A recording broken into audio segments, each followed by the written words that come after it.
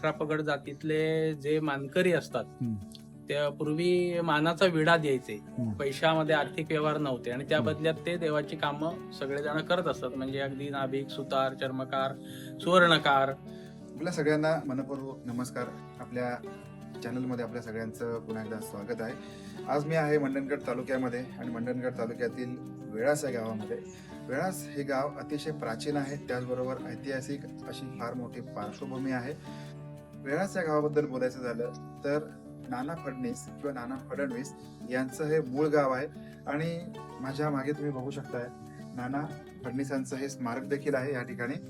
आणि या गावाला ऐतिहासिक पार्श्वभूमी जेव्हा मला कळली त्यावेळेला मला एक इच्छा झाली की या गावामध्ये येऊन कोणाच्या तरी भेटण्याची आणि कोणाला तरी या सगळ्याबद्दल या गोष्टींची माहिती घेण्याची. त्यावेळेला अभयजी सोमण हे या गावातील एक विश्वस्त, त्याचबरोबर एक या गावचे प्रतिष्ठित नागरिक, त्यांना मी या सगळ्याबद्दल माहिती विचारणार आहे. त्याचबरोबर या गावामध्ये होणारा रथोत्सव, ज्याला हा रथाचा गाडा उचलण्यासाठी साधारणपणे 60 ते 70 लोक किंवा त्याहीपेक्षा जास्त लोक हा रथाचा गाडा उचलण्यासाठी लागतात. हा सगळा सोहळा आपल्याला बघायचा आहे. पण त्या अगोदर या स्मारकाविषयी आणि या गावाविषयी, त्याचबरोबर नाना फडणीस यांच्याविषयी आपण त्यांच्याकडून माहिती घेणार आहोत. दादा नमस्कार. नमस्कार.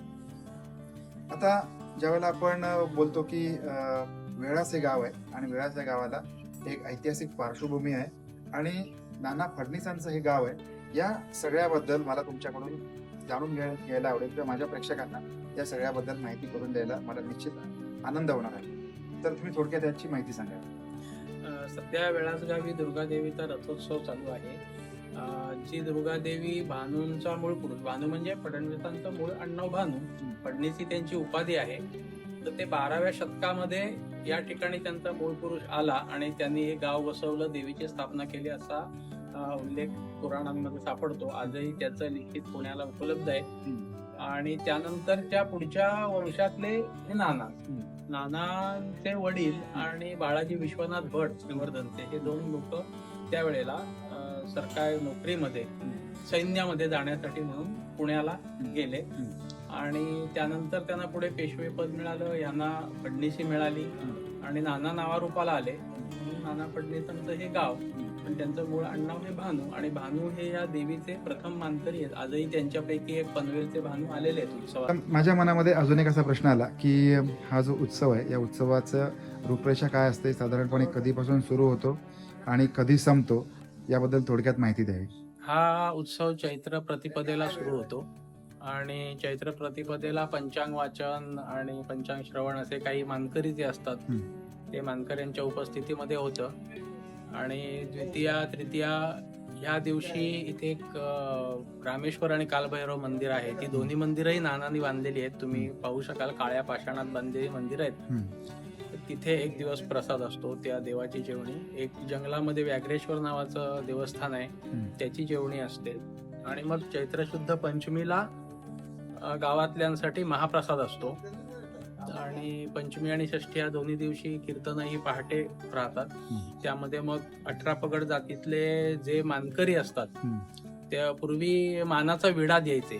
पैशामध्ये आर्थिक व्यवहार नव्हते आणि त्या बदल्यात ते देवाची कामं सगळेजण करत असतात. म्हणजे अगदी नाभिक, सुतार, चर्मकार, सुवर्णकार इथपासून असे सगळे 18 पगड त्यांना मानाचे विडे असतात. ते आजही ती परंपरा पाळली जाते. आजही संपूर्ण उत्सव हा पूर्ण पारंपरिक त्या पद्धतीच्या वेशामध्येच साजरा केला जातो. आता तुम्ही बघाल गावामध्ये बरेच जण तुम्हाला पारंपरिक वेशात दिसतील. आणि षष्ठीला सकाळी म्हणजे आज सकाळी दुर्गादेवीचा रथोत्सव सुरू होतो.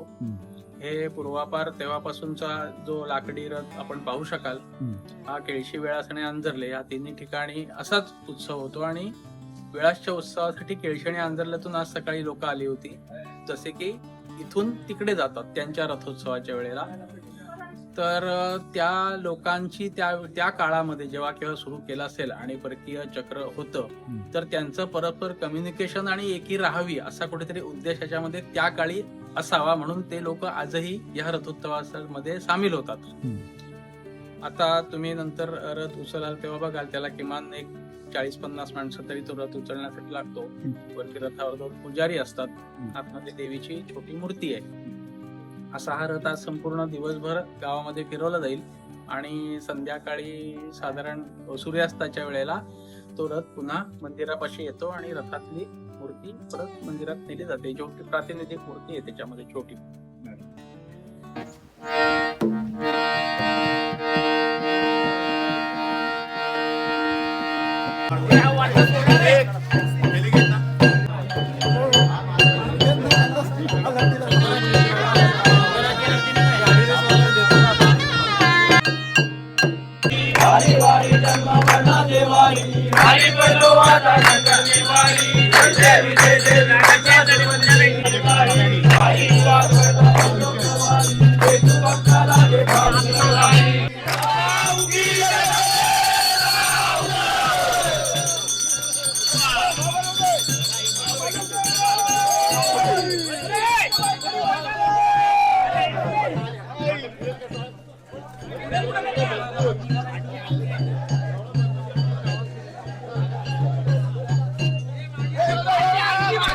इथे बघू शकता रथावरती 2 व्यक्ती बसलेले आहेत, गावकरी मानकरी बसलेले आहेत आणि रथ उचलून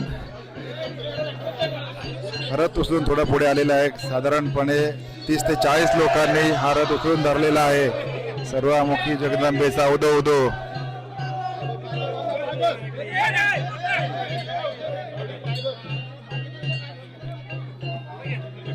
आणि हा अविस्मरणीय असा सोहळा आहे.